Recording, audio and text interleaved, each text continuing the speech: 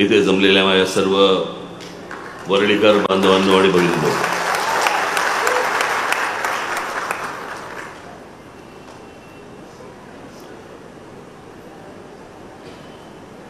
आज हा सगळा बिर्डी चाळींचा प्रकल्प, पोलीस लाईनचा प्रकल्प, कोळीवाड्याचा प्रकल्प, मला ही बिर्डी चाळ समोर दिसली की मला फक्त माझं बालपण आठवतं. वडिलांबरोबर येणं असायचं इथे माझं. आता कुठच्या इमारतीमध्ये राहायची मला कल्पना नाही, परंतु आमचे एक डॉक्टर देशमुख म्हणत होते, होमिओपॅथीचं औषध देणारे, ते इथे या बिर्डी चाळीमध्ये राहायचं. त्याच्याबरोबर म्हणजे त्यांच्याकडे वडिलांबरोबर येणं बऱ्याचदा असायचं, एक तर वडिलांबरोबर किंवा बाळासाहेबांबरोबर. त्याच्यामुळे हा तसा माझा परिचयाचा भाग आहे लहानपणापासूनचा. आज गेले अनेक महिने माझ्याकडे बिर्डी चाळीचे लोक येत आहेत, पोलीस कॉलनीचे लोक येतात, आमचे पोलीस बांधव पोलीस भगिनी येत आहेत, कोळीवाड्याचे माझे बांधव भगिनी येत आहेत. आज काही जाहीर सभा नाहीये, त्याच्यामुळे काही लंब चौडं भाषण नाहीये. मला फक्त एवढाच प्रश्न पडतो की अरे तुम्ही मालक न रे या महाराष्ट्राचे, तुम्ही या मुंबईचे मालक न, तुम्ही कसले रडताय रे?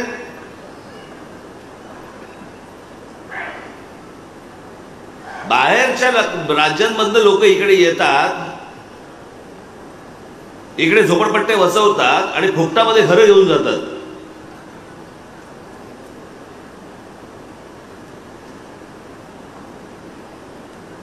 आणि याचं कारण तुम्ही योग्य वेळी योग्य ताकद दाखवत नाही.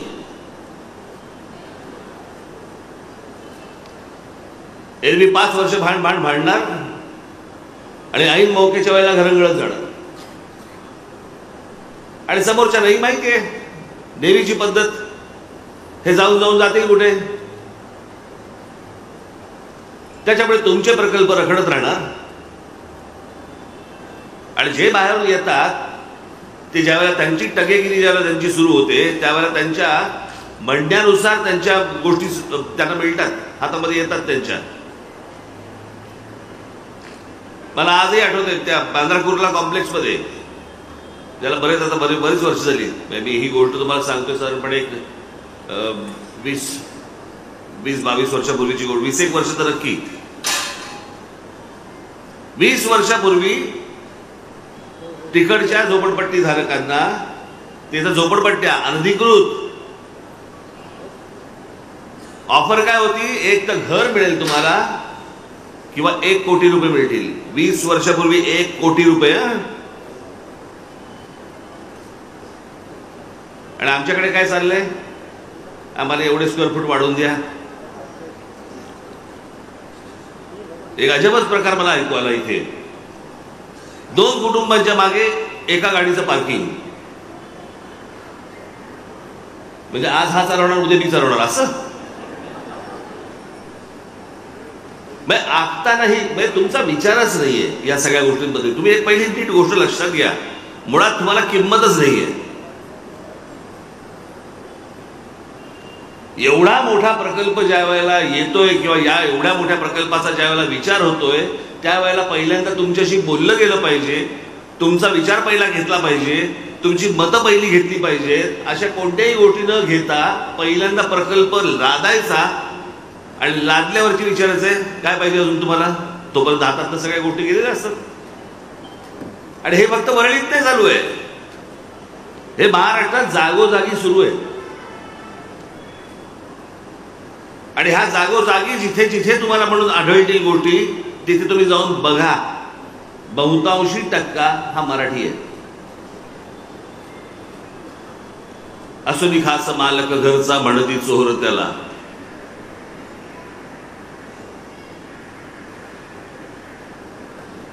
कारण हे जे तुमच्या बाबतीत जी लोक करतायत, जे आजपर्यंत तुम्हाला शासन म्हणून मिळाले, त्याच सर्व लोकांना आतापर्यंत मतदान होत आलं. त्यांचे आमदार आले, त्यांचे खासदार आले, त्यांच्या सगळ्या गोष्टी होत आल्या. त्याच्यामुळे त्यांना असं वाटतं की तुम्ही कोण, तुम्ही जे आम्ही करू ते तुम्हाला मान्य होईल, आम्ही सांगू ते तुम्ही मान्य करा. याच पद्धतीचं धोरण जर समजा पुढे राबवायचं असेल, असंच होणार, याच्या पलीकडे काही नाही होणार.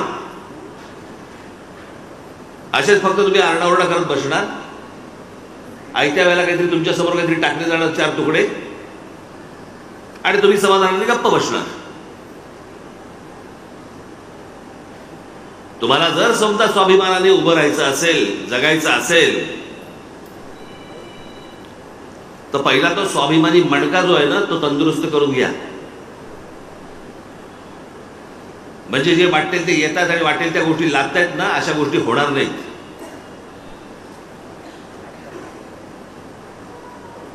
काय परिस्थिती आज मुंबईची परिस्थिती बघा तुम्ही, कुठपर्यंत मुंबई पसरली, कशी पसरली, काय पसरली. जाऊन त्या पुण्यामध्ये बघा, पुण्यामध्ये तर 5-5 पुणी आहेत, वेगवेगळं पुणे आहे, वेगवेगळ्या ठिकाणी माहितीच नाही. येत आहेत लोक, राहत आहेत लोक, कुठे जात आहेत, काही करतायत. आज इथे हा वरळीचा भाग देखील मी त्या सगळ्या अधिकाऱ्यांना बोलून घेतलं. डेव्हलपमेंट प्लॅन होतो आपल्याकडे, पण टाउन प्लॅनिंग होत नाही. आज इथे माणसं किती येणार राहिला, इथे ज्या इतर इमारती ज्या उभ्या राहणार त्याच्यामध्ये किती लोकसंख्या वाढणार, त्या लोकसंख्येनुसार रस्ते आहेत का आपल्याकडे. एवढी मोठी जर समजा टाउनशिप जर समजा उभी राहत असेल, तर तिकडे शाळा मुलांसाठी येणार आहेत का, कॉलेजेस मुलांसाठी येणार आहेत का, हॉस्पिटल्स येणार आहेत का, चांगले डॉक्टर्स येणार आहेत का, चांगली मार्केट्स येणार आहेत का, चांगली थिएटर्स येणार आहेत का, मराठी नाटकासाठीचे थिएटर्स येणार आहेत काय, कसला विचार काय दिसतोय का काही. कारण आम्ही विचारत नाही, आम्ही फक्त कशाला अडकलोय, आमचे 300चे 200 करा, 400 करा, 400चे 250 करा. आम्ही फक्त स्क्वेअर फुटामध्ये अडकलोय. राहायला आल्यानंतर जगायचं कसं, याचा कधी प्रश्न विचारलेत का त्यांना. हे कधी आम्ही प्रश्नच विचारत नाही. आणि कुठच्या बिल्डरला ती अपेक्षा पण नसते की ह्यांनी तुम्ही प्रश्न विचारावेत म्हणून. कारण तो त्याचा कोण जो काय बलिदा असतो तो घेऊन जाणार, मोकळा होणार, तुम्ही मरा.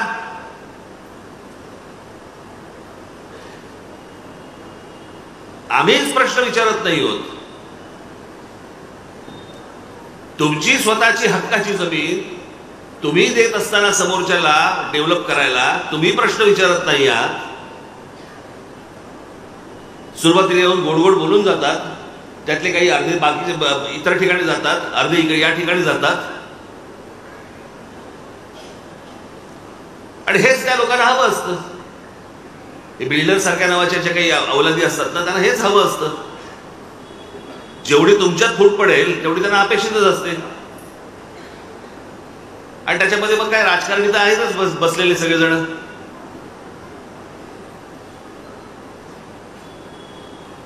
तुम्ही स्वतः एकत्र राहणं गरजेचं आहे, तुम्ही स्वतः एकत्र विचार करणं गरजेचं आहे, आणि एकत्र विचार करून एकमुखाने त्यांच्या समोर बोलणं गरजेचं आहे. तर तुमच्या हाताला काहीतरी गोष्टी लागतील. आज हे संदीपने हे विजन वरळी ठेवलंय. अनेकदा मला हे चॅनलचे लोक मला बोलवतात, विजन महाराष्ट्र, पुढच्या 10 वर्षांनी महाराष्ट्र कसा दिसेल. 10 वर्षाचा विचार नसतो करायचा. राज्य आणि राष्ट्र उभं करायचं असेल ना, तर 200-200, 300-300, 500-500 वर्षाचा विचार करून राष्ट्र उभं करायचं असतं. पुढच्या 10 वर्षात काय होणार आहे, 10 वर्षात काही होत नसतं. 10 वर्षामध्ये अजून वाट लागलेली असते, याच्या पलीकडे काय होत नसतं. जर आपल्याला विचार करायचा असेल, आज मुंबई सारखं शहर अनेक लोकांनी साधारणपणे 30-40 वर्षापूर्वीची मुंबई पाहिली असेल, अनेक लोकांनी स्वतः डोळ्यांनी पाहिली असेल, आज तिकडे आहेत. बाबा एक काहीतरी त्याला कॅरेक्टर होतं. एक बाबा ती लाल बस दिसली की ही मुंबई, काळी पिवळी टॅक्सी दिसली की ही मुंबई. एका प्रत्येक शहराचं एक कॅरेक्टर असतं. जसं तुम्ही जर समजा लंडनला गेला तर लंडनची एक लंडन टॅक्सी असते. तुम्ही जर न्यूयॉर्कला गेला तर न्यूयॉर्कची एक टॅक्सी असते, तिकडच्या बसेस असतात. प्रत्येक शहराचं एक कॅरेक्टर असतं, कॅरेक्टर. आज आमच्या देशामध्ये कुठच्याही शहराला कॅरेक्टर उरलेलं नाही. हे शहर, या शहराची ओळख काय, काही नाही. आमच्याकडे कसले ओळख कसली आता, हे आमच्याकडे फ्लायओव्हर्स होत आहेत, ब्रिजेस होत आहेत. कशासाठी होत आहेत ब्रिजेस? माझा कुठच्याही डेव्हलपमेंटला कधी विरोध नाहीये माझा, नसणार. पण हे सगळं कोणासाठी आणि कशासाठी होतंय?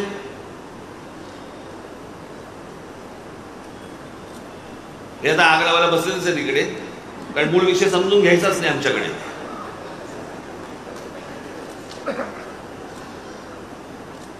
देखो राज ठाकरेंने वापिस जहर उगला.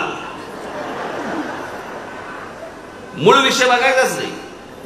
एक एवढीशी जागा आहे, या एवढ्याशा जागेमध्ये किती माणसं राहू शकतात, त्याला काही मर्यादा आहे की नाही?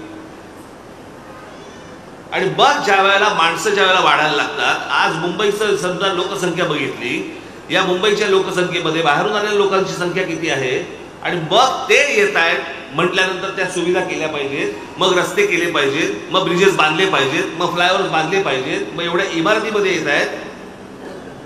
एवढी सगळी ती मुंबई वाढत जाते. वाढत जाण्यामध्ये इकडच्या लोकांचा लोकसंख्या वाढवण्यात हात नाहीये, येणाऱ्या लोकांचा आहे.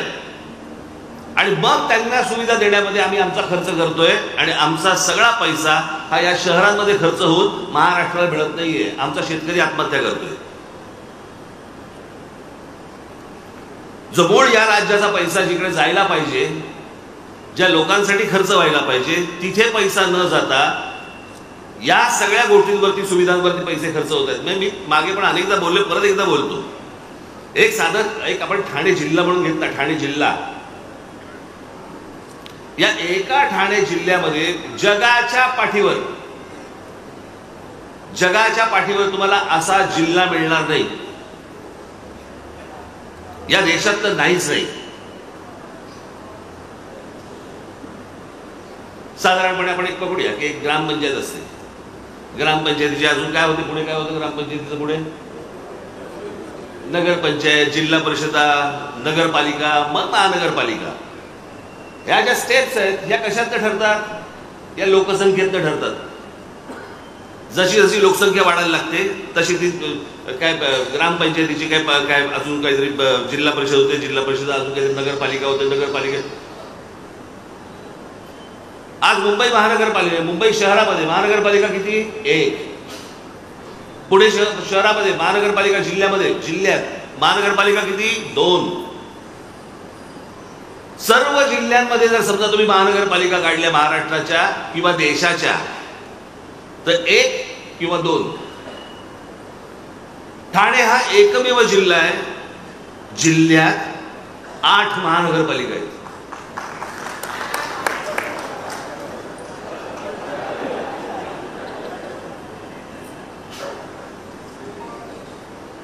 तीच टाळी एकदा आपण गालावर वाजून घेऊ. 8 महानगरपालिका. ठाणे जिल्ह्यातल्या लोकांनी लोकसंख्या वाढवली नाही. तुम्ही जर सेन्सेक्स पाहिला, त्या सगळ्या गोष्टी जर नीट पाहिल्या, तर तुमच्या अशा गोष्ट लक्षात येईल की बाहेरच्या राज्यांमध्ये येणाऱ्या लोकांची सर्वाधिक लोकसंख्या ही ठाणे जिल्ह्यात उतरली जाते. मग ती मुंबईमध्ये येते, मग ती पुण्यामध्ये जाते, पण पहिली येते ती ठाणे जिल्ह्यामध्ये येते. कुठून आणणार सुविधा? या सगळ्या शहरांमध्ये हे सगळे पैसे खर्च होत आहेत. इथला माणूस सुखी झाल्यानंतर जर बाहेरचा माणूस आला तर समजून घेऊ आम्ही, सांभाळून घेऊ आम्ही. पण इथला माणूस पहिल्यांदा बेघर होतोय आणि बाहेरच्यांना पण आम्ही कडेवरती घ्यायचं, हे कसं शक्य होईल?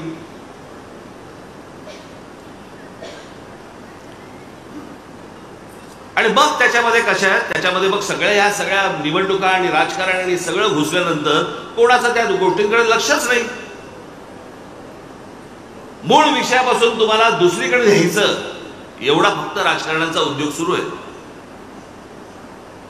तुमचं मूळ विषयाकडे लक्षच जाता कामा नये.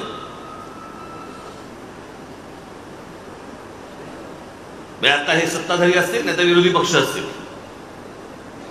मी त्याची एक यादीच वाचून दाखवली होती. आता एक आपल्या बदलापूरला एक बलात्काराचं, लहान मुलीवरचं बलात्काराचं प्रकरण झालं. आपल्याच लोकांनी बाहेर काढलं, ते नाही तर बाहेरच नसतं आलं.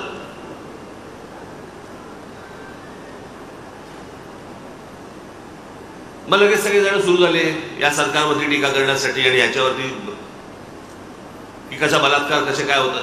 अहो, दरवर्षी गेले अनेक वर्ष सुरू आहे, दरवर्षी या महाराष्ट्रामध्ये साधारणपणे बलात्काराचं प्रमाण दरवर्षी 3-3 ते 4-4 हजार आहे.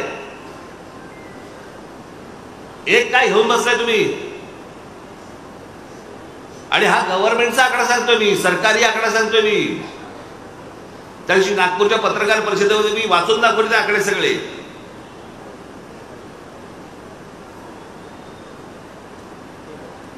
मग लगेच त्याच्यावर इलाज कोणी शोधायला तयार नाहीये. यांच्या सरकारमध्ये झालं की हे बोंब मारायला तयार, यांच्या सरकारमध्ये झालं की हे बोंब मारायला तयार. बलात्कार कसे थांबणार ते कसं कळणार आम्हाला? शाळांच्या विश्वासावरती लहान लहान मुली पाठवायच्या आणि त्याच्या नशिबी हे येणार. बरं, त्यांनाही कोणत्या प्रकारचं शासन नाही, त्यांनाही कोणत्या प्रकारची शिक्षा नाही, माहिती नाही.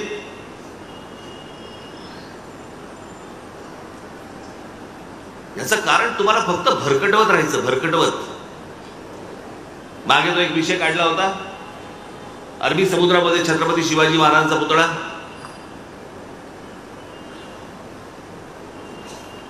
या गोष्टीला साधारणपणे हे सरकार म्हणजे काँग्रेसचं सरकार ज्या वेळेला होतं त्यावेळेला तो आला होता विषय. त्यावेळेला हा एकमेव राज ठाकरे होता ज्याने सांगितलं होतं समुद्रामध्ये महाराजांचा पुतळा बांधू नका, त्याच्याऐवजी महाराजांचे जे गड किल्ले आहेत ते दुरुस्त करा, ती खरी स्मारक आहेत. पुतळे खूप आहेत. आत्ताच सिंधुदुर्ग मधल्या आपल्या पुतळ्याचं, महाराजांच्या पुतळ्याचं काय झालं? बरं, हे मी तेव्हापासून समजून सांगत होतो. हे हा तर जमिनीवरचा पुतळा, तोही आमच्या लोकांना नीट बांधता येत नाही. हे तर समुद्रात बांधायला निघाले होते. कोणाच्या डोक्यात काय येईल आपल्याकडे माहितीच नाही. छत्रपती शिवाजी महाराजांचा अश्वारूढ पुतळा हा स्टॅच्यू ऑफ लिबर्टी पेक्षा 2 इंच उंच असेल असा कोणातरी वळवळला. ज्याने स्वतः स्टॅच्यू ऑफ लिबर्टीही पाहिलेलं नाही, ज्याला शिल्पकलाही माहित नाही, कसे पुतळे उभे करतात, काय असतं त्याचं काही गणित माहिती नाही, फक्त नुसतं ओरडायचं, बोंबलायचं आणि हे बोंबलून जेवढी हातात पदरात मतं पाडता येतील तेवढी पाडायची. आमच्या शिवछत्रपतींचा पुतळा हा जर स्टॅच्यू ऑफ लिबर्टी पाहिलंय,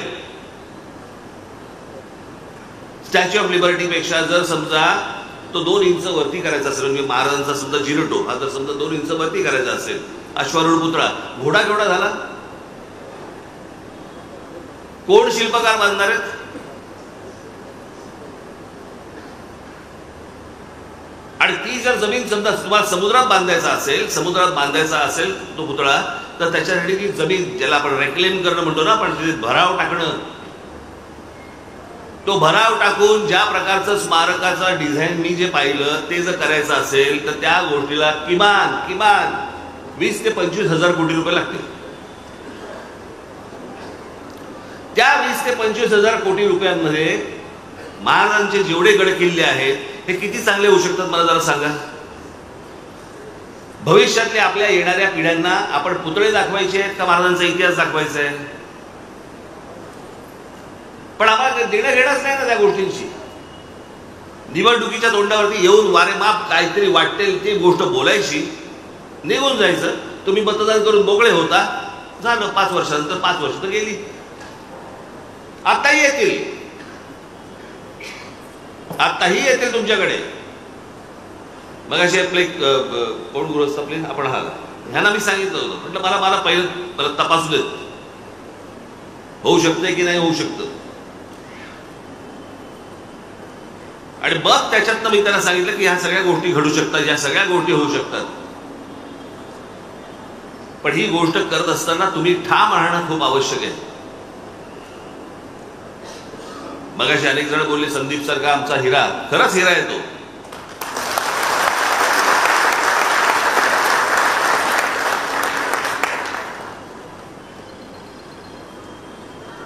बाकीचे पण आहेत असं.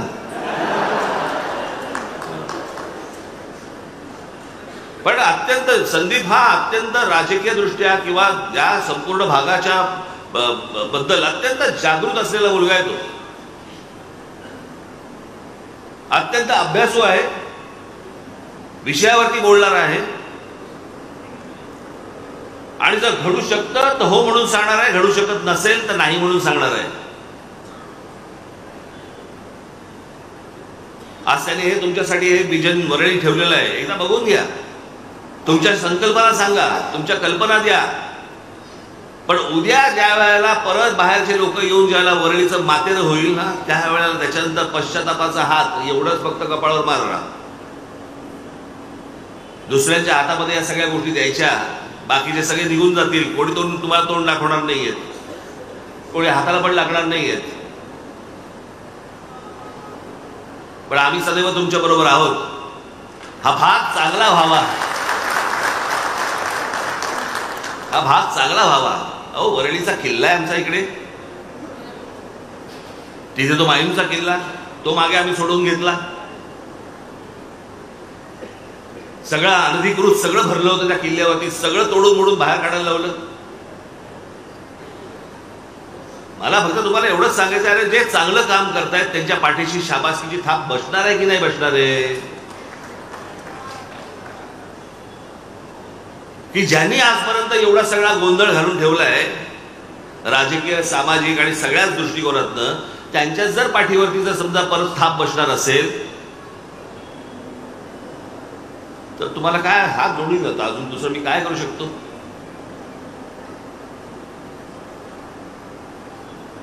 कोण उपयोगाला येते आणि कोण उपयोगाला येत नाहीये एवढा फक्त विचार करा आणि पुढे जा. आज वरळीच्या या सर्व समस्या लवकरात लवकर सुटोत, त्यासाठी आमच्याकडनं जे काही प्रयत्न करण्यासारखे असतील एवढे प्रयत्न 100% आमच्याकडनं होणार म्हणून तुम्ही लक्षात ठेवा. हे तुमच्याशी राज ठाकरे बोलतोय, दुसरा तिसरा कोणी माणूस बोलत नाहीये. जे माझ्याकडनं होणं शक्य आहे तेवढं आहे म्हणून समजा, आणि हे होत असतील तर मला गृहीतही धरा, एवढं आपल्याला सर्वांना सांगतो. आपल्या सर्वांची रजा घेतो. आणि आज इथे जे काही वरळीचं काय प्रदर्शन इथे जे भरवलेलं आहे, आपल्या सूचना दिल्याशिवाय इथून कृपा करून जाऊ नका. आपल्या सूचना महत्त्वाच्या आहेत, त्या सूचना दिल्यानंतरच आपण बाहेर जावं एवढीच फक्त आपल्या सर्वांना विनंती करतो आणि आपल्या सर्वांची रजा घेतो. धन्यवाद. जय हिंद, जय महाराष्ट्र.